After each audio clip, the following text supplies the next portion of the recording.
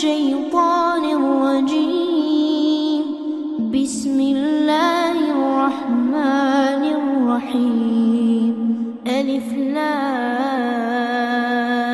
را تلك آيات الكتاب المبين إنا أنزلنا. السلام عليكم ورحمة الله وبركاته. إن الحمد لله نحمده ونستعينه ونستغفره نعوذ بالله من شرور أنفسنا ومن سيئات أعمالنا من يهده الله فلا مضل له ومن يضلل فلا هادي له. أشهد أن لا إله إلا الله وحده لا شريك له وأشهد أن محمدا عبده ورسوله. أعوذ بالله من الشيطان الرجيم بسم الله الرحمن الرحيم. يا أيها الذين آمنوا اتقوا الله حق تقاته ولا تموتن إلا وأنتم مسلمون. கண்ணியமிக்க எல்லாம் வல்ல அல்லாஹ்வின் நல்லடியார்களே, வல்ல இறைவனின் சாந்தியும் சமாதானமும் வற்றா பெருங்கருணையும் எம்பெருமானார் நபிகள் நாயகம் ஸல்லல்லாஹு அலைஹி வஸல்லம் அவர்களின் மீதும், அவர்களை பின்பற்றி வாழ்ந்த உத்தம சத்திய சஹாபாக்கள் மீதும், அவர்களை பின்தொடர்ந்து வந்த அனைத்து நல்லோர்கள் மீதும், குறிப்பாக இங்கே கூடியிருக்கின்ற நம் அனைவர் மீதும் என்றென்றும் என்று நிலவரமாக பிரார்த்தித்து எனது உரையை ஆரம்பம் செய்கின்றேன். அல்ஹம்துலில்லாஹ். இந்த உலகத்தில் முஸ்லிம்களாக பிறந்த அனைவரும் இரண்டு விஷயங்களை நம்பியே ஆக வேண்டும். அதில் முதலாவது லா இலாஹ இல்லல்லாஹ், வணக்கத்திற்கு தகுதியானவன் அல்லாஹ்வை தவிர வேறு யாரும் இல்லை என்பதை நாம் உறுதியாக நம்பி அவனை மட்டுமே, அவனுக்கு யாரையும் இணை வைக்காமல் வாழக்கூடியவர்களாக இருக்க வேண்டும். அடுத்ததாக முஹம்மது ரசூலுல்லாஹ், இந்த முகமது நபி ஸல்லல்லாஹு அலைஹி வஸல்லம் அவர்களை அல்லாஹ் தன்னுடைய அடியாராகவும் தன்னுடைய இறை அறிவிப்பை மக்களுக்கு எடுத்து சொல்லக்கூடிய இறை தூதராகவும், இன்னும் மக்களை நேர்வழியை நோக்கி அழைக்கக்கூடிய மக்களின் தலைவராகவும் அல்லாஹ் தஆலா தேர்ந்தெடுத்திருக்கின்றான். அதனால்தான் நாம் அவர்களை பின்பற்றி ஒவ்வொரு விஷயத்திலும் பின்பற்றி வாழ வேண்டிய அவசியம் இருக்கிறது என்பதை நாம் ஆணித்தரமாக நம்ப வேண்டும். இப்படி நாம் நம்பி நம்முடைய செயல்களை நாம் அல்லாஹ்வின் தூதருடைய கட்டளையின்படி, அவர்களின் வழிகாட்டுதலின்படி அமைத்துக் கொள்ளும் போது மட்டும்தான் நாம் மறுமையில் வெற்றி பெற முடியும். இதை பற்றி அல்லாஹ் தன் திருமறையில் கூறுகின்றான், அல்லாஹ்வின் விருப்பத்திற்கு மக்கள் கட்டுப்பட்டு நடக்க வேண்டும் என்பதற்காக தவிர வேறு எதற்காகவும் நான் இந்த தூதர்களை அனுப்பவில்லை அப்படின்னு சொல்லி அல்லாஹ் தஆலா சொல்றான். இதையே இன்னொரு மாதிரியா அல்லாஹ் சொல்றான், யா அய்யுஹல்லதீன ஆமனு அத்தியுல்லாஹ வ அத்தியுர் ரசூல் வலா துப்திலு அஅமாலிக்கும். ஈமான் கொண்டவர்களே, நீங்க அல்லாஹ்வுக்கும் அல்லாஹ்வுடைய தூதருக்கும் கட்டுப்படுங்கள். நீங்கள் இவர்களுக்கு இந்த தூதருக்கு மாறு செய்தால் உங்களுடைய நற்செயல்களை அல்லாஹ் பாழாக்கி விடுவான் அப்படின்னு சொல்லி, நீங்கள் உங்களுடைய நற்செயல்களை பாழாக்கி விடாதீர்கள் அப்படின்னு சொல்லி அல்லாஹ் தஆலா சொல்லக்கூடியவனார் தான். அப்ப நாம அல்லாஹ்வுக்கு கட்டுப்படணும் அப்படின்னு சொல்லி சொன்னா, அதற்கு நாம் முதல்ல யாருக்கு கட்டுப்படணும்? இந்த முகமது நபி ஸல்லல்லாஹு அலைஹி வஸல்லம் அவர்களுக்கு நாம் கட்டுப்பட்டு வாழக்கூடியவர்களாக இருக்க வேண்டும்.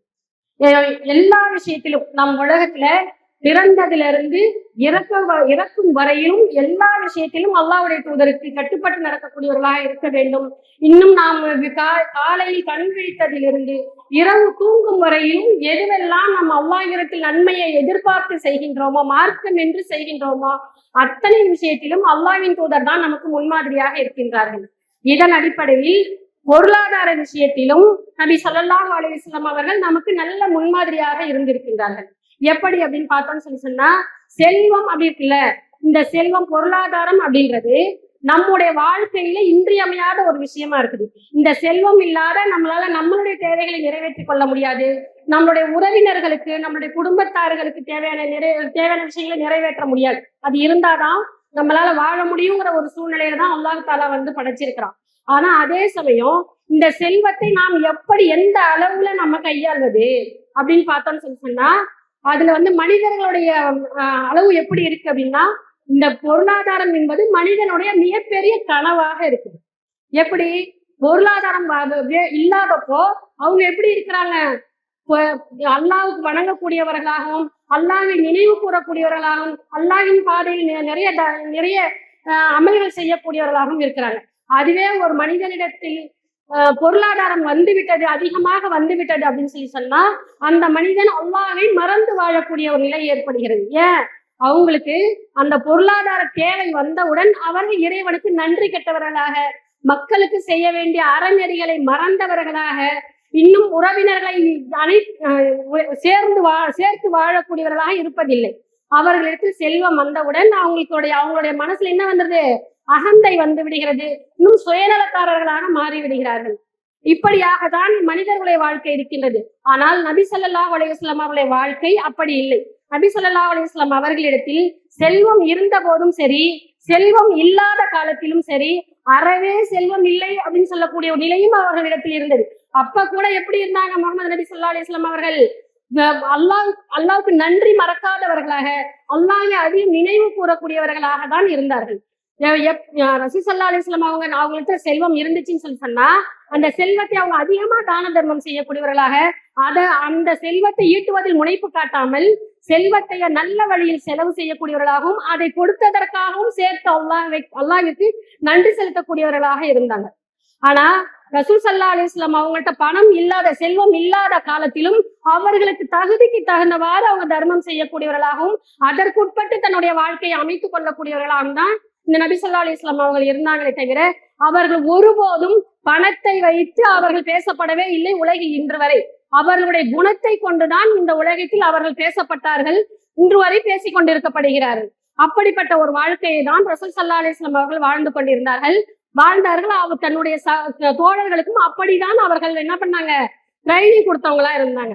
ரசூல் ஸல்லல்லாஹு அலைஹி வஸல்லம் அவங்க, அல்லாஹ் சொல்றான் தன்னுடைய திருமறையில, இந்த செல்வத்தை பத்தி சொல்லும் போது இது ஒரு ஃபித்னா, அதாவது ஒரு குழப்பம் நிறைந்த ஒரு விஷயம் அப்படின்னு சொல்றான்.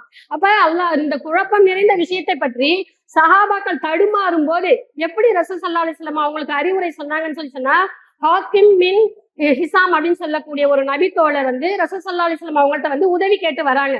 அப்ப ரசூல் ஸல்லல்லாஹு அலைஹி வஸல்லம் அவங்களுக்கு உதவி செய்யறாங்க. அவர் மறுபடியும் என்ன பண்றாங்க? உதவி கேட்கறாங்க, திரும்பவும் உதவி செய்யறாங்க, மறுபடியும் உதவி கேட்கறாங்க, திரும்பவும் உதவி செய்யறாங்க. அப்ப ரசூல் ஸல்லல்லாஹு அலைஹி வஸல்லம் அவங்க என்ன பண்றாங்க? ஹாக்கிமே, நீ உன்னுடைய செல்வம், இந்த உலகத்துல செல்வம் இருக்குல்ல, இது பசுமையானதும் இனிமையானதும் ஆகும். இதை நீ போதும் என்ற மனதோடு நீ பெற்றுக்கொண்டால் அதில் உனக்கு அல்லாஹ் தஆலா அபிவிருத்தியை, அருள் வளத்தை ஏற்படுத்துவான். இதை நீ இன்னும் வேண்டும் என்று பேராசையோடு அதை நீ பெற்றுக்கொண்டால் அதில் உனக்கு அல்லாஹ் தஆலா அபிவிருத்தியை ஏற்படுத்த மாட்டான் அப்படின்னு சொல்லி ரசூல் ஸல்லல்லாஹு அலைஹி வஸல்லம் அவங்க அந்த ஹாக்கிம்ன்ற அப்படின்னு தோழருக்கு அறிவுரை சொல்றாங்க. அப்ப அந்த ஹாக்கிம்ன்ற நபி தோழர் எப்படி என்ன பதில் சொன்னாருன்னு சொன்னா, அல்லாஹ்வின் தூதரே, இன்று நாம் உங்களிடத்தில் வாங்கி கொண்ட உதவியை தவிர இனி என்னுடைய உயிர் இந்த உலகை விட்டு பிரியும் வரை நான் யாரிடத்திலும் செல்வத்தை கேட்க மாட்டேன், உதவியை கேட்க மாட்டேன் அப்படின்னு சொன்னாங்க. அதே மாதிரியே என்ன பண்ணாங்க? இந்த ஹாக்கிம் சொல்லக்கூடிய அந்த நபித்தோழர் அபூபக்கர் ரலியல்லாஹு அன்ஹு அவங்களுடைய ஆட்சி காலத்திலயும் அவங்க என்னவா இருந்தாங்க? ஏழையாக தான் இருந்தாங்க. அவங்களுக்கு அவங்களுடைய பங்கீட்டு தொகையை அபூபக்கர் ரலியல்லாஹு அன்ஹு அவங்க எடுத்து கொடுக்குறாங்க, அதை அவங்க வாங்க மறுத்துடுறாங்க. அதே மாதிரி உமர் ரலியல்லாஹு அன்ஹு அவங்களுடைய ஆட்சி காலத்திலையும் அவங்களுடைய அந்த பங்கீட்டு தொகையை கொடுக்குறாங்க. அன்றும் அந்த மனிதர் ஏழையாக தான் இருந்தாங்க, அன்னைக்கும் அதை வாங்க மறுத்துடுறாங்க. அப்ப உமர் ரலியல்லாஹு அன்ஹு கேட்கிறாங்க, நான் என்னுடைய ஆட்சியில் நீளமாக நடக்க விரும்புகிறேன், நீங்கள் அது நான் கொடுக்கக்கூடிய பங்கீடை ஏற்றுக்கொள்ள மறுக்கிறீர்கள் அப்படின்னு சொல்லி என்ன பண்றாங்க? அவங்கள கேள்வி கேட்கும் போது அவங்க சொல்றாங்க, நான் அல்லாஹ்வின் தூதரத்தில் இப்படி ஒரு அறிவுரையை கேட்டேன், நீ செல்வத்தை போதும் என்ற மனதோடு வாங்கிக்கொள் அப்படின்னு சொன்னாங்க. நான் போதும் என்ற மனதோடு அதை நான் வாங்கி கொண்டேன். என்னிடத்தில் வறுமை இருந்தாலும் நான் செல்வத்தின் மீது பற்றற்றவனாக வாழ்கின்றேன். அதனால் இன்று வரை நான் யாருடைய உதவியும் எதிர்பார்க்காமல் தன்னிறைவு பெற்றவனாக வாழ்கிறேன்னு சொன்னாங்க. அப்ப ரசூல் ஸல்லல்லாஹு அலைஹி வஸல்லம் அவங்க எப்படி நபித்தோழர்களை வழி நடத்தினாங்க அப்படின்றதையும், அவர்களை பின்பற்றி வாழக்கூடிய சஹாபாக்கள் எப்படி ரசூல் ஸல்லல்லாஹு அலைஹி வஸல்லம் அவங்களுடைய வார்த்தைக்கு கட்டுப்பட்டாங்க அப்படின்றதையும் நாம இந்த ஹதீஸ்ல பார்க்க முடியுது. அதே மாதிரி அல்லாஹ் தஆலா செல்வத்தை பற்றி சொல்லும் போது, இந்த செல்வம் என்னது? இந்த செல்வம் மனிதனுக்கு கவரக்கூடியதாக இருக்கிறது, மனிதனை கவரக்கூடியதாக இருக்கிறது, அப்படிதான் நாம படைச்சி இருக்கிறோம் அப்படின்னு சொல்றான். இதை இன்னும் என்ன இருக்கு? இதுல இன்னும் அருள் வளமும் இருக்குது அப்படின்னு சொல்றான். அதாவது இந்த செல்வத்தை நம்ம மனிதன் கவரக்கூடிய வகையில தான் நம்ம படைச்சிருக்கிறோம். அதே சமயம் அதை நம்ம என்ன பண்றோம்? கண்ட்ரோல் பண்ணி அதை நம்ம கையாள்வது நம்முடைய கையில தான் இருக்குது அப்படின்றதையும் அல்லாஹ் தஆலா இந்த வசனத்தின் மூலமாக சொல்லி காட்டக்கூடியதாக இருக்கின்றான். யா அய்யுஹல்லதீன ஆமனு லா துல்ஹிக்கும் அம்வாலுக்கும் வலா அவுலாதுக்கும் அன் ஸிக்ரில்லாஹ். ஈமான் கொண்ட நம்பிக்கை கொண்டோரே, உங்கள் செல்வமும் உங்கள் குழந்தைகளும் உங்களை அல்லாஹ்வின் நினைப்பை விட்டு திசை திருப்பி விட வேண்டாம் அப்படின்னு சொல்லிட்டு இவ்வாறு நீங்கள் உங்கள் செல்வம் உங்களை திசை திருப்ப அல்லாஹ்வின் நினைவை விட்டு திசை திருப்புமானால் நீங்கள் தான் நஷ்டவாளிகள் அப்படின்னு சொல்லி அல்லாஹ் தஆலா வந்து சொல்லக்கூடியவனா இருக்கான். அப்ப நம்மிடத்துல செல்வம் இருந்துச்சுன்னு சொன்னா அதை நாம எப்படி பயன்படுத்துறோம்? நம்ம எல்லாருக்கிட்டையும் செல்வம் இருக்கு. அந்த செல்வத்தை தேடுவதற்காகவே நாம என்ன பண்றோம்? அல்லாஹ்வை நினைவு கூறுவதை விட்டு நாம என்ன பண்றோம்? தடுக்கப்படக்கூடியவர்களா இருக்கும். நம்ம செல்வத்தை சம்பாதிப்பதற்காக, செல்வத்தை ஈட்டுவதற்காக நம்ம என்ன பண்றோம்? எத்தனை வேளை தொழுகையை விடக்கூடியவர்களாக இருக்கிறோம். நம்ம செல்வத்தை சம்பாதிக்கணும்ன்ற ஆசையிலேயே நம்ம என்ன பண்றோம்? இந்த அல்லாஹ்வுக்கு சொன்ன இந்த விஷயத்த நம்ம என்ன பண்றோம்? மீறக்கூடியவர்களாக இருக்கணும். அப்ப செல்வம்ங்கிறது நம்மளுடைய வணக்க வழிபாட்டை, இறை நினைவை விட்டு நம்மை தடுக்க கூடாது. எந்த இறை நினைப்பை விட்டு எந்த செல்வம் நம்மை தடுக்கிறதோ, அப்படி யார் வாடிக்கிறார்களோ அவர்கள் நஷ்டவாளிகள் என்பதை நாம் இந்த வசனத்தின் மூலம் புரிந்து கொள்ளக்கூடியவர்களாக இருக்க வேண்டும். அடுத்தது ரசூல் ஸல்லல்லாஹு அலைஹி வஸல்லம் அவங்க கிட்ட அவங்களோடு சேர்ந்து வாழ்ந்த ஒரு நபித்தோழர் யாரு? அபு ஹைசமா அப்படின்னு சொல்லக்கூடிய ஒரு நபித்தோழர் எப்படி வாழ்ந்தார் அப்படின்னு சொன்னா, தபூக் போருடைய காலம். தபூக் போருடைய அந்த காலத்துல அவங்க என்ன பண்ணாங்கன்னா, இந்த தபூக் போருடைய காலம் வந்து ரொம்ப வெப்பமான கோடை காலமா இருந்துச்சு. அந்த தபூக் போர் நடக்கக்கூடிய அந்த இடமும் ரொம்ப நீண்ட தூரம் நடைபயணமாக போக வேண்டியிருக்குது. அப்படிப்பட்ட ஒரு சூழல், பசி, பட்டினி, இந்த மாதிரியான ஒரு நிலைகள் உள்ள ஒரு காலத்துல அந்த தபூக் போர் நடைபெற்றது. அப்ப இந்த மனிதர் அபு ஹைசமா அப்படின்னு சொல்லக்கூடிய இந்த மனிதர் இந்த சிரமத்தை தாங்கி கொள்ள பயந்து, இந்த சிரமத்தை எப்படி சமாளிக்கிறதுன்னு பயந்து என்ன பண்றாங்க? ஊர்லயே தங்கிடுறாங்க. இந்த போர்ல போய் கலந்துக்கிறதுக்கு ஆசை இருக்குது, ஆனா சிரமத்துல என்ன பண்றாங்க? கொஞ்சம் வந்து சடைவடையக்கூடியவர்களா இருக்கிறாங்க. உடனே என்ன பண்றாங்க? அந்த தபூக் போருக்காக அல்லாஹ்வுடைய தூதரும் மற்ற சஹாபாக்களும் தபூக்கை நோக்கி புறப்பட்டு விட்டார்கள். அவங்க கொஞ்ச நாள் கழிச்சு தன்னுடைய தோட்டத்துக்கு போறாங்க. தன்னுடைய தோட்டத்துக்கு போகும்போது அவர்களுடைய மனைவி இருவரும் என்ன பண்றாங்க? 2 கூடாரங்கள் அவங்களுடைய அந்த தோட்டத்துல அமைச்சிருக்கிறாங்க. அந்த அந்த நாள் வெப்பமான நாள் அப்படிங்கிறதுனால அந்த கூடாரத்தின் மேற்பகுதியில தண்ணி ஊற்றி அதை குளிர்விச்சுக்கிட்டு இருக்கிறாங்க. இன்னும் அவர்கள் குடிக்கக்கூடிய அந்த தண்ணீரையும் அவங்க குளிரூட்டி வச்சிருக்கிறாங்க. அவங்களுக்கு மிக உயர்வான சாப்பாடு தயார் பண்ணி வச்சிருக்கிறாங்க. இந்த நிலையில அபு ஹைசமா அப்படின்னு சொல்லக்கூடிய அந்த நபி தோழர் எங்க போறாங்க? அந்த தோட்டத்துக்கு போறாங்க. இந்த சாப்பாடு, இந்த குளுமையான அந்த கூடாரம், இதையெல்லாம் பார்த்த உடனே அவங்களுடைய உள்ளம் என்ன பண்ணுச்சு?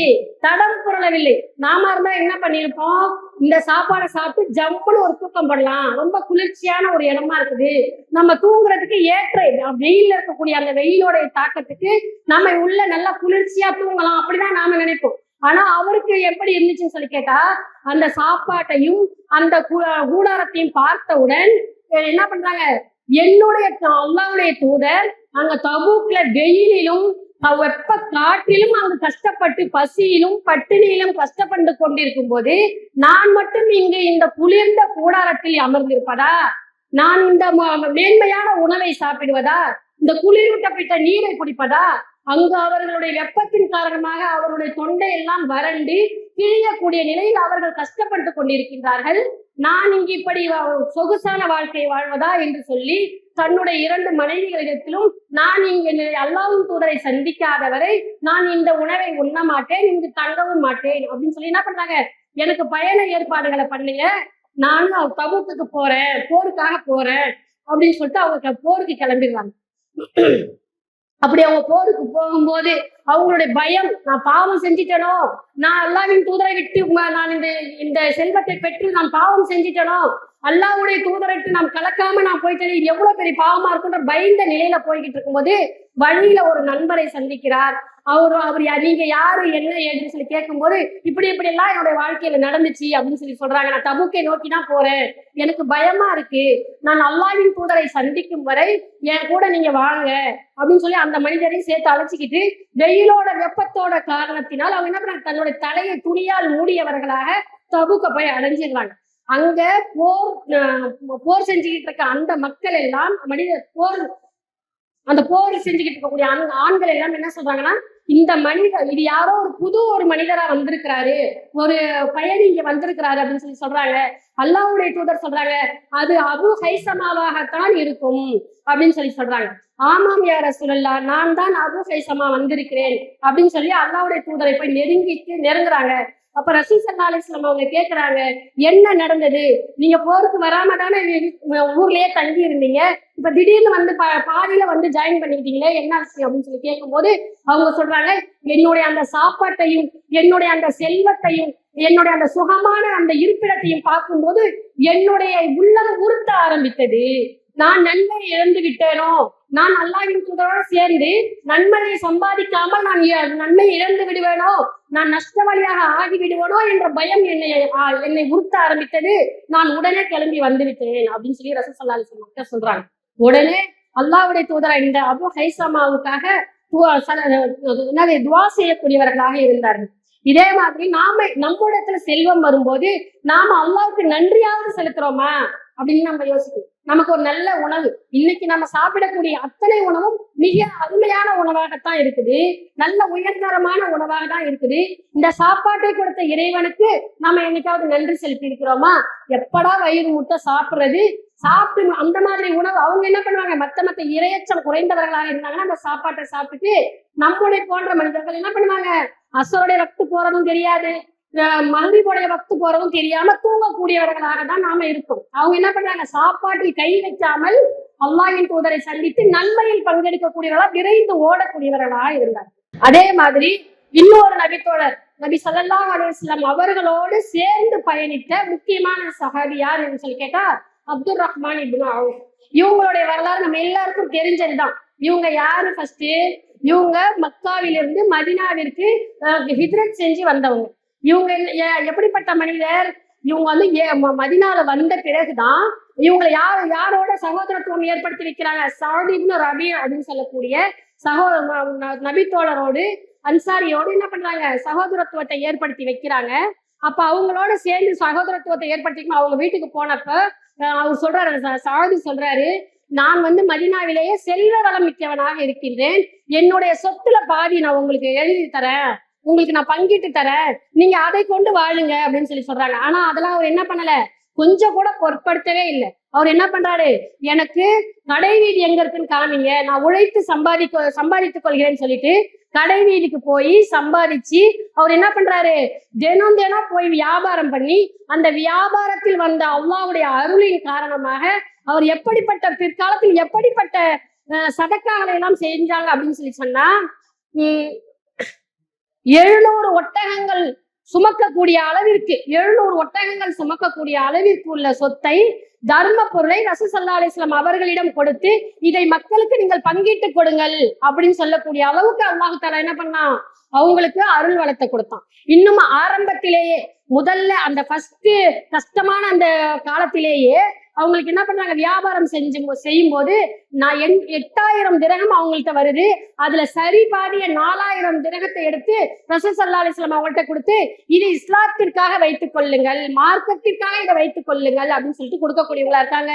இன்னும் ரசூல் ஸல்லல்லாஹு அலைஹி வஸல்லம் அவங்க வாழும் போதும் சரி, ரசூல் ஸல்லல்லாஹு அலைஹி வஸல்லம் அவங்க மரணிச்ச பிறகும் நபி அவர்களுடைய குடும்பத்தாருக்கும் அவங்களுடைய மனைவிமார்களுக்கும் தன்னுடைய இந்த செல்வத்தை பங்கிட்டு கொடுக்கக்கூடியவர்களாக இருக்கிறாங்க. இன்னும் ரசூல் ஸல்லல்லாஹு அலைஹி வஸல்லம் அவங்க கிட்ட போய் தபுக் கஷ்டமான காலத்துல தானே நடந்துச்சு. அப்ப வாகனங்கள் இல்லாத எத்தனையோ நபி தோழர்கள் இருந்தாங்க. அந்த நபி தோழர்களுக்கு வாகனத்தை ஏற்பாடு செய்யணும்னு சொல்லி 500 குதிரைகளை இந்த அப்துர் ரஹ்மான் இப்னு அவுஃப் அப்படின்னு சொல்லக்கூடிய இந்த நபி தோழர் அந்த போருக்காக பயன்படுத்த சொல்லி கொடுத்தாங்க. அதே மாதிரி அந்த 500 போர் வீரர்களுக்கும் சாப்பாட்டிற்கும் மற்ற விஷயங்களுக்கும் பொறுப்பேற்றுக் கொண்டவர்களாக இருந்தார்கள். இப்படிப்பட்ட இந்த அப்துர் ரஹ்மான் இப்னு அவுஃப் தான் சொர்க்கத்திற்காக நற்செய்தி சொல்லப்பட்ட 10 முக்கியமான நபர்களில் ஒருவராகவும் இருக்கின்றார். இப்படிப்பட்ட மேன்மையுள்ள வசதியுள்ள இந்த மனிதர் எப்படி தன்னுடைய திருமணத்தை செஞ்சாங்க தெரியுமா? அவங்கள்ட்ட இருக்கக்கூடிய அவங்க செல்வம் இருந்துச்சு, அந்த செல்வத்தை கொண்டு அவங்க வசதியான வாழ்க்கையை வாழல, அந்த செல்வத்தை கொண்டு அவங்க என்ன பண்ணல, சுயநலமா தனக்கு வேணும்னு எடுத்து வச்சுக்கல, அது எல்லாவற்றையும் அல்லாஹ்வுக்காகவும் அல்லாஹ்வுடைய தூதருக்காகவும் அல்லாஹ்வின் பாதையில் போரிடுவதற்காகவும் ஏழைகளுக்காகவும் கொடுத்து உதவக்கூடியவர்களாக இருந்தார்கள். இவர் தன்னுடைய திருமணத்தை ரசூல் ஸல்லல்லாஹு அலைஹி வஸல்லம் அவர்களுக்கே சொல்லாமல் கூட திருமணம் முடிக்கக்கூடியவராக இருந்தார். அப்ப நாம இன்னைக்கு எப்படி இருக்கோம்? நம்மளுடைய செல்வத்தை நாம எப்படி செலவழிக்கிறோம்? நாம இன்னைக்கு நம்ம வீட்டுல ஒரு திருமணம் முடிக்கிறோம்னு சொன்னா நாம எப்படிப்பட்ட திருமணங்களை முடிக்கிறோம்? அந்த காலத்துலலாம் எளிமையான திருமணம் சாத்தியம்தான். ஏன்னா அவங்களுக்கு உறவினர்கள் இல்ல, அவங்களிடத்துல சொத்துக்கள் இல்ல, அவங்களிடத்துல என்னது வருமானம் இல்ல, அதனால அது சாத்தியம்தான். இன்னைக்கு நமக்கு அதெல்லாம் சரி வராது. ஏன்? நாங்களாம் நிறைய சொந்த பந்தங்களை கொண்ட ஒரு 5000 பேர் 10,000 பேர் சொந்த பந்தத்தோட வாழ்றோம். நாங்க எப்படி இப்படி எளிமையா திருமணம் முடிக்க முடியும் அப்படின்னு நாம பேசக்கூடியவர்களா இருக்கோம். ஆனா இந்த அப்துர் ரஹ்மான் இப்னு அவுஃப் எப்படிப்பட்டவர்கள் நமக்கே தெரியும்.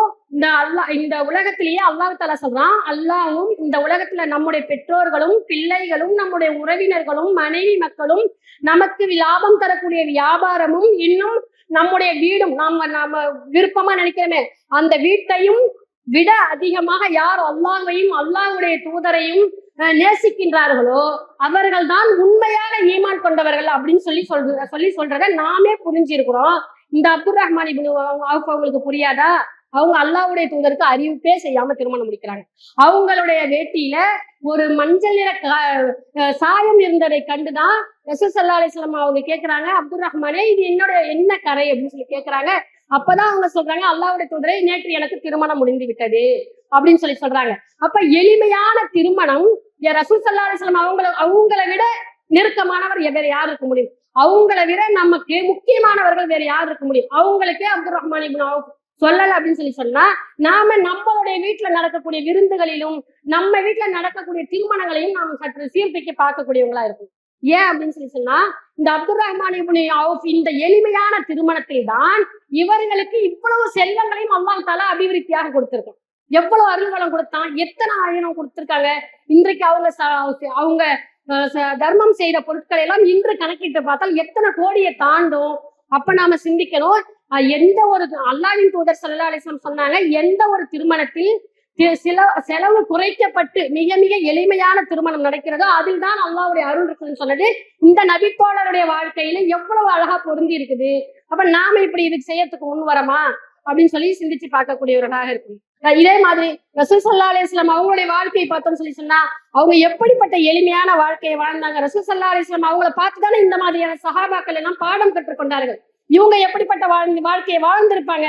10க்கு 10 கூட வராத ஒரு அறை. அவங்களுடைய வீடு எப்படி இருக்கும்? மொத்த வீடு 10க்கு 10 கூட வராது. அவங்க இரவு வணக்கம் செய்தால் அவங்களுடைய மனைவி ஆயிஷா ரலியல்லாஹு அன்ஹா அவங்களால என்ன பண்ண முடியாது, கால் நீட்டி உறங்க முடியாத நிலையில இருந்தாங்க. இன்னும் அவங்க என்ன பண்றாங்க, தன்னுடைய வீட்டிற்கு கதவு கிடையாது. என்னது, தன்னுடைய வீட்டுல படுப்பதற்கு பயன்படுத்தக்கூடிய அந்த பாயை தான் இரவில் கதவாக பயன்படுத்தக்கூடிய ஒரு நிலை இருந்தது. இன்னும் அவர்களுடைய வீட்டில 3 மாதங்கள் தொடர்ச்சியாக அடுப்பு எரிக்கப்படவில்லை. அப்படிப்பட்ட ஒரு நிலையில் இருந்தார்கள். இன்னும் பேரித்த மட்டையில் செய்த பாயில் படுத்து உறங்கக்கூடியவர்களாகவும் அதனால் அவனுடைய விழாப்புறங்களில் தழும்பு ஏற்படக்கூடிய ஒரு நிலையும் அதோடைய அதோடைய அச்சு பதியக்கூடிய ஒரு நிலையிலும் அவங்களுடைய வாழ்க்கை இருந்தது. இன்னும் அவர்கள் எதை விரும்பினாங்க தெரியுமா? எத்தனையோ மன்னர்கள் எல்லாம் அவங்களுக்கு ஆட்சி வந்துவிட்டால், அதிகாரம் வந்துவிட்டால் அவங்களாம் எப்படி வாழ்வாங்க? ஊர் மக்களுடைய சொத்துக்களை எல்லாம் பெற்று அல்லது அவர்களுக்கு வரக்கூடிய அன்பளிப்புகளை எல்லாம் பெற்றுக்கொண்டு மிக உயர்ந்த வாழ்க்கையை வாழக்கூடியவர்களாக இருப்பாங்க. சுகபோகமான வாழ்க்கையை திளைக்கக்கூடியவர்களாக இருப்பார்கள்.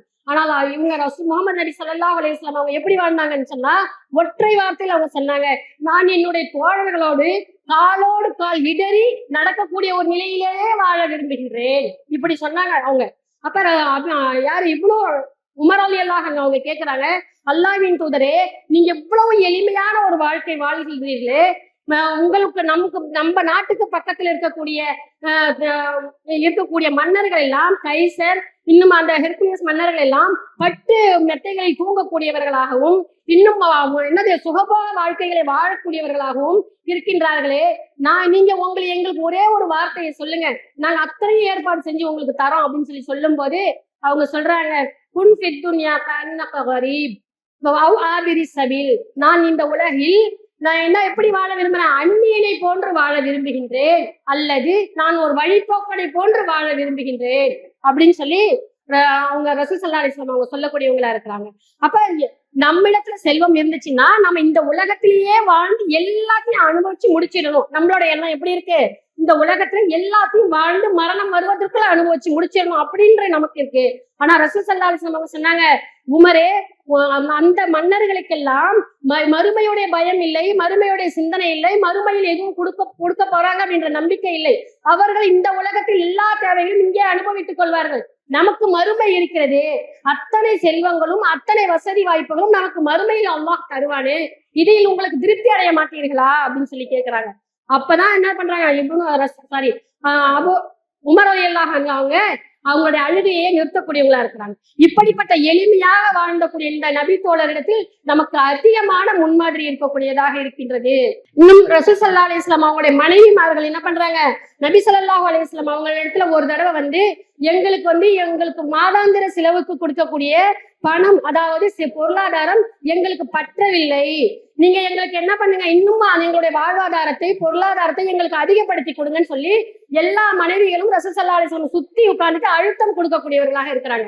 அப்ப ரசூல் ஸல்லல்லாஹு அலைஹி வஸல்லம் மிகவும் என்ன பண்றாங்க, வருத்தப்படக்கூடியவர்களாக இருக்கிறாங்க. அப்படி இருக்கும்போது அல்லாஹ் தஆலா என்ன பண்றான், இந்த மனைவிமார்களை கண்டிக்கும் விதமாக ஒரு 2 வசனங்களை இருக்கின்றான். என்னன்னு சொல்றான், இவ்வுலக வாழ்வையும் இதன் அலங்காரத்தையும் விரும்பினால் வாருங்கள், உங்களுக்கு தேவையான வசதியை அளித்து உங்களை நான் விடுவித்து விடுகின்றேன் என்று நபியே நீ உங்கள் மனைவிமார்களிடம் கூறுங்கள் அப்படின்னு சொல்லிட்டு அடுத்த வசனத்துல சொல்றான், நீங்கள் அல்லாஹ்வையும் அவனோட தூதரையும் மறுமை வாழ்வையும் விரும்பினால் உங்களில் நன்மை செய்வோருக்கு அல்லாஹ் மகத்தான கூலியை தயார்படுத்தி இருக்கின்றான் என்று சொல்லுங்கள் அப்படின்னு சொல்றாங்க. இந்த வசனம் இறங்கின உடனேயே அல்லாஹ்வின் தூதர் ஸல்லல்லாஹு அலைஹி வஸல்லம் என்ன பண்றாங்க, இந்த வசனம் இப்படி அல்லாஹ் உங்களுடைய விஷயத்துல இறக்கி இருக்கிறான் அப்படின்னு சொல்லி அந்த குர்ஆன் வசனத்தை அவங்கள மனைவிமார்கள்ட்ட ஓடி காமிக்கிறாங்க. ஆயிஷா ரலியல்லாஹு அன்ஹா அவங்க என்ன பண்றாங்க, அந்த வசனத்தை படித்து அந்த பொருளை உணர்ந்த உடன் சொல்றாங்க, சொல்லிட்டு ரசூல் ஸல்லல்லாஹு அலைஹி வஸல்லம் சொல்றாங்க, இப்படி அல்லாஹ்வுடைய விஷயத்துல வசனத்தை இறக்கிருக்கான், நீங்க இந்த வசனத்தை எடுத்துக்கிட்டு போய் உங்களுடைய பெற்றோர்கள்ட்ட போய் ஆலோசனை செஞ்சுட்டு வாங்க அப்படின்னு சொல்றாங்க. உடனே ஆயிஷா ரலியல்லாஹு அன்ஹா என்ன சொல்றாங்க, அல்லாஹ்வுடைய விஷயத்திலும் அல்லாஹ்வின் தூதருடைய விஷயத்திலும் நான் என் பெற்றோர்களிடம் ஆலோசனை செய்வதா? இல்லை இல்லை, நான் எனக்கு அல்லாஹ்வும் அல்லாஹ்வுடைய தூதரையுமே நாங்கள் போதுமாக்கிக் கொள்கிறோம் அப்படின்னு சொல்லிட்டு உடனே என்ன பண்ணாங்க, தங்களுடைய பொருளாதார விஷயத்தில் அவங்க ஒரு நிலையில் இருந்தவர்கள் தங்களுடைய தேவைகளை குறைத்து கொண்டு வாழ்வதற்கு தயாரானார்கள். ஆனா நாம இப்ப இன்னைக்கு எப்படி இருக்கிறோம், நம்முடைய கணவர்களிடத்துல, நம்மளுடைய பெற்றோர்களிடத்துல, நம்முடைய உடன் பிறந்தவர்களிடத்துல தேவை இருக்கின்றதுக்காக எவ்வளவு அவர்களை வன்மையான சொல்லை சொல்லி அவரை எப்படி துன்புறுத்தக்கூடியவர்களாக இருக்கிறோம், எவ்வளவு கஷ்டப்படுத்தக்கூடியவர்களாக இருக்கிறோம் அப்படின்றத நம்ம சிந்திச்சு நம்மளுடைய செலவுகளை எல்லாம் நம்ம என்ன பண்ணணும், ஒரு கட்டுப்பாட்டுக்குள்ள வைக்கணும். நம்மளுடைய செலவினங்கள் நம்மளுடைய மறுமை வாழ்க்கையை பாழாக்கி விடக்கூடாது. அல்லாஹ் தஆலா சொல்றான், பல் துஹ்சிரூனல் ஹயாத்தத் துன்யா, நீங்கள் உலக வாழ்வையே தேர்ந்தெடுக்கின்றீர்கள், வல் ஆகிரத்து ஹைரும் வ அப்கா, என்னது மறுமையே நிலையானது, அதுவே நிரந்தரமானது அப்படின்னு சொல்லி அல்லாஹ் தஆலா சொல்லக்கூடிய. அப்ப இந்த அடிப்படையில நம்ம நம்மளுடைய வாழ்க்கையை அமைச்சுக்கிறோமா, நமக்கு மறுமையில எல்லாமே இருக்குது அப்படின்னு நம்ம என்ன பண்றோம், சிந்திக்கிறோமா? என்னைக்காவது இப்படி சிந்திச்சால்தான் நம்ம இடத்துல என்ன பண்ணோம், நம்முடைய உள்ளம் நம்மளுடைய கண்ட்ரோலுக்குள்ள வரக்கூடியதாக இருக்கும். இன்னும் அல்லாஹ் தஆலா சொன்னா, அல்ஹாக்கும் முத்தகாசுர் ஹத்தா ஜுர்துமுல் மகாபீர், செல்வத்தை வேணும் வேணும் வேணும் சொல்லி தேடுறது அல்லாஹ்வின் மௌத்து வரைக்கும் நம்மளுக்கு என்ன பண்ணுது, இந்த உலகத்தை அல்லாஹ்வின் நினைவு கூறுவதற்கு பாராமுகமாக ஆக்கிவிடுகின்றது அப்படின்றத அல்லாஹ் தஆலா சொல்றான். அப்ப செல்வம் வேணும் வேணும் அப்படின்னு சொல்லி நம்ம நினைக்கும் போது நம்முடைய தேடல்கள் எல்லாம் எங்க போகும், அல்லாஹ்வை மறக்கடித்து, நம்முடைய அமல்களை மறக்கடித்து, அல்லாஹ்வுக்கு கொடுத்தவற்றுக்கு நன்றி செலுத்தாமல் இன்னும் நாம என்ன பண்ணக்கூடியவர்களா இருப்போம், செல்வத்தை தேடுவதிலேயே நம்ம என்ன பண்றோம், நம்முடைய பொழுதுகளை கழிக்கக்கூடியவர்களாக இருக்கின்றோம். கொடுத்தவற்றுக்கு அல்லாஹ்வுக்கு நன்றி செலுத்தக்கூடியவர்களாக நம்ம வாழக்கூடியவர்களாக இருக்கணும். இப்படிப்பட்ட ஒரு நிலையில் இருந்தவர் தான் யாரு, ஹப்பாப் பின் அல் அரத் அப்படின்னு சொல்லக்கூடிய ஒரு நபித்தோழர். நாம என்ன நினைக்கிறோம், வாழ்றதுக்கு பணம் தேவைன்ற ஒரு காலம் மாறி பணத்துக்காகவே வாழக்கூடிய ஒரு நிலை இன்னைக்கு ஏற்படுத்திக்கிட்டோம். நாம அப்படிதான வாழ்க்கை இருக்குது, பணத்துக்காக தான், பணம் சம்பாதிக்கிறதுக்காக தான் இந்த வாழ்க்கை, இப்படி நாம நினைக்கக்கூடியவர்களா இருக்கும். ஆனா ஹப்பாப் அல் அரத் அப்படின்னு சொல்லக்கூடிய அந்த நபித்தோழர் எப்படி இருந்தாங்கன்னு சொன்னா, அவங்க நபி ஸல்லல்லாஹு அலைஹி வஸல்லம் அவர்களோடு பயணித்த ஒரு சஹாபி. அவங்க தன்னுடைய வயது முதிர்ந்து நோய்வாய்ப்பட்டு மரண தருவாய்க்கு நெருக்கமான போது அவங்க என்ன பண்றாங்க, நோய்வாய்ப்பட்டதின் காரணமாக அவர்களை பார்ப்பதற்காக சில சகாபாக்கள் எல்லாம் அவங்களுக்கு நோய் நலம் விசாரிக்க போறாங்க. அப்படி போகும்போது அவர் என்ன பண்றாரு, தனக்கு முன்னாடி ஒரு பெட்டியில 800 திரகங்கள் 8000 திரகம் கொண்ட ஒரு வெள்ளி காசுகளை கொண்ட ஒரு பெட்டியை வைத்துக் கொண்டு அவங்க அதை பார்த்து பார்த்து அழுதுகிட்டே இருக்கிறாங்க. அப்ப அங்க நலம் விசாரிக்க போன அந்த நபி தோழர்கள் கேட்கிறாங்க, நீங்க எதுக்காக இப்படி விண்ணி விண்ணி அழுதுகிட்டு இருக்கீங்க? உங்களுக்கு ஏற்கனவே உடல்நிலை சரியில்லாம நீங்க இருக்கிறீங்க, இப்படி நீங்க இன்னும் அழுதீங்கன்னா உங்களுடைய உடல் பலவீனமாக ஆயிடுமே அப்படின்னு சொல்றாங்க. அப்ப அந்த மனிதர் அந்த ஹப்பா பின் அல் அர்த் அப்படின்னு சொல்லக்கூடிய அந்த நபித்தோழர் சொல்றாங்க, எங்களுக்கு முந்தைய சகோதரர்கள் எல்லாம், அதாவது சஹாபாக்கள் எல்லாம் எப்படி இருந்தாங்க, எங்களோடு பயணித்தார்கள். அவர்கள் என்னது நன்மையோடு, கஷ்டத்தோடும் நன்மையோடு அவங்க என்ன பண்ணிட்டாங்க, இந்த உலகை விட்டு பிரிந்து விட்டார்கள். இன்னைக்கு அவங்களுடைய காலத்திற்கு பிறகு எங்களுக்கு நிறைய செல்வங்களை எல்லாம் அல்லாஹ் தஆலா வழங்கி விட்டான். எனக்கு இந்த செல்வத்தை பார்க்கும்போது எங்க மறுமையில தரக்கூடிய அந்த நன்மை எல்லாம் இந்த உலகத்திலேயே எங்களுக்கு கொடுக்கப்பட்டு எங்களுடைய நன்மைகளுக்கான பலன்கள் எல்லாம் இந்த உலகிலேயே முடிந்து விடுமோ என்று நான் கவலைப்படுகின்றேன். அதனாலதான் இந்த பணத்தை பார்க்கும் போதுலாம் எனக்கு அழுகழையா வருது, இப்படி சொல்லக்கூடியவங்களா இருக்கிறாங்க. அப்ப அவங்க சொல்றாங்க, யாரு அந்த முஸாப் இப்னு உமைர் அப்படின்னு சொல்லக்கூடிய அந்த நபித்தோழரை மேற்கோள் காட்டுறாங்க. அந்த நபித்தோழர்கள் சிறந்த ஒரு நபித்தோழரா இருந்தாங்க. அவங்களுக்கு போர் ஷஹீதான போது அவர்களுக்கு கஃனிடுவதற்கு ஆடை பற்றவில்லை. தலையை மூடினால் கால் மூட முடியவில்லை, காலை மூடினால் தலையை மூட முடியவில்லை. அவர்கள் அப்படிப்பட்ட சிரமமான நிலையிலேயே அவர்கள் மறுமையை நோக்கி பயணித்து விட்டார்கள். இந்த உலகத்தில் அவர்கள் எந்த ஒரு நற்பலனையும் அடையவே இல்லை. அவர்கள் எல்லாம் நன்மையை நோக்கி சென்று விட்டார்கள். இன்று எங்களுக்கு எல்லா செல்வங்களும் அல்லாஹ் வழங்கி விட்டான், இதனால் எங்களுக்கு மறுமையில எந்த பலனும் இல்லாமல் போயிடுமோன்னு நாங்க பயப்படுறோம், இப்படி சொன்னாங்க. யாரு, இந்த ஹப்பா பின் அல் அர்த் அப்படின்னு சொல்லக்கூடிய இந்த நபித்தோழர். நம்ம கிட்ட பணம் வந்தா இப்படிப்பட்ட சிந்தனை நமக்கு வருதா? அல்லாஹ் தஆலா இவ்வளவு செல்வத்தை கொடுத்தானே, இதற்கு நமக்கு நன்றி செலுத்தணுமாவது தோணுதா? நாம என்ன பண்ண, இது என்னுடைய உழைப்பால் வந்தது, இந்த செல்வத்தை என்னுடைய மவுத்துக்குள்ள நான் என்னுடைய பிள்ளைகளுக்கு எவ்வளவு கொடுக்கணும், என்னுடைய பெற்றோருக்கு எவ்வளவு கொடுக்கணும், இதுக்கெல்லாம் சரியான டாக்குமெண்ட்டை ரெடி பண்ணணும். இப்படிதான் நம்மளுடைய யோசனை இருக்குதே தவிர இது நம்மளுடைய வாழ்க்கையை, மறுமையை எப்படி நம்மளுடைய நம்ம மறுமை வாழ்க்கையை நாசமாக்கிடுமா அப்படின்ற ஒரு கோணத்துல நம்ம யோசிக்கிறோமா? இல்ல. அதான் நான் நிறைய விஷயங்களுக்கு அல்லாஹ் தஆலா என்ன பண்றான், உடல் அளவுல செய்யக்கூடிய நன்மைகள் மட்டுமல்லாது, அதாவது தொழுகை, நோன்பு, இதெல்லாம் நம்மளுடைய உடல் அளவில் செய்யக்கூடிய அமல்கள். ஆனா பணத்தை மட்டும் மையமாக கொண்டு செய்யக்கூடிய நல்ல அமல்களும் இருக்கத்தான் செய்கிறது. எது? ஜகாத்து, தர்மம், இன்னும் ஹஜ்ஜு, உம்ரா, குர்பானி, இந்த மாதிரியான அமல்கள் எல்லாம் பணத்தை மையமாக கொண்டு செய்யக்கூடிய அமல்கள். இந்த செல்வங்களை, இந்த பொருளாதாரத்தை நாம் சரியான முறையில் கையாண்டால் அவர்களை விட, பணம், செல்வம், பொருளாதாரம் வழங்கப்படாதவர்களை விட நாம் அதிகமாக நன்மைகளை சம்பாதித்துக் கொள்ள முடியும். அதை நாம் கையாள்வதில் தான் நம்முடைய திறமையும் நம்மளுடைய சுய பரிசோதனையும் இருக்கின்றது அப்படின்றத நம்ம என்ன பண்ணுவோம், இந்த நபித்தோழர்களுடைய வரலாறுகளின் மூலமாக நாம் அறிந்து கொள்ள முடியும். அல்லாஹ் தஆலா ஒரு மனிதனுடைய உயிர் தொண்டை குழியை அடையும் போது ஒரு மனிதன் சொல்லுவானா, என்னுடைய எல்லா செல்வத்தையும், நான் இந்த உலகத்துல மார்க்கத்தை பத்தியோ கவனம் இல்லாம நான் வாழ்ந்துட்டேன், இறைவா எனக்கு ஒரே ஒரு வாய்ப்பை கொடு, நான் மறுபடியும் இந்த உலகத்துக்கு போய் என்னுடைய அத்தனை சொத்துக்களை நான் தர்மம் செய்து விட்டு வந்துவிடு, நல்லவனாக வந்துவிடு, வாக்குமின சுவாலிகின், நான் நல்லவனாக வந்துடுறேன் அப்படின்னு சொல்லுவான். எப்போ இது சாத்தியம்? கடைசி நேரத்துல கூட செல்வம் நம்ம கிட்ட இருந்துச்சுன்னு சொன்னா அந்த செல்வத்தை கொண்டு நாம் சொர்க்கத்தை அடைஞ்சிட முடியும். ஆனா செல்வத்தை வைத்துக்கொண்டு நாம் பேராசையுடனும் அந்த செல்வத்தை வைத்துக்கொண்டு இந்த உலகத்துல எதை வாங்கி நம்ம உடுத்தலாம், இன்னைக்கு ட்ரெண்டிங்ல இருக்கக்கூடிய ஆடை, எவ்வளவு காஸ்ட்லியான ஆடையை வாங்கி உடுத்தலாம், இன்னைக்கு ட்ரெண்டிங்ல இருக்கக்கூடிய எந்தெந்த ஹோட்டல்கள் எல்லாம் வாரத்திற்கு ஒரு ஹோட்டல்ல போய் சுவையை பார்த்துட்டு வந்துடணும், இன்னைக்கு இருக்கக்கூடிய சுற்றுலா தலங்களை எதையும் மிச்சம் வைக்காம சுத்தி முடிச்சிடணும். ஏன்? நான் மௌத்தா போயிட்டா இதெல்லாம் கிடைக்குமா எனக்கு? அப்ப மறுமை வாழிய நம்பிக்கை நமக்கு எங்க போச்சு?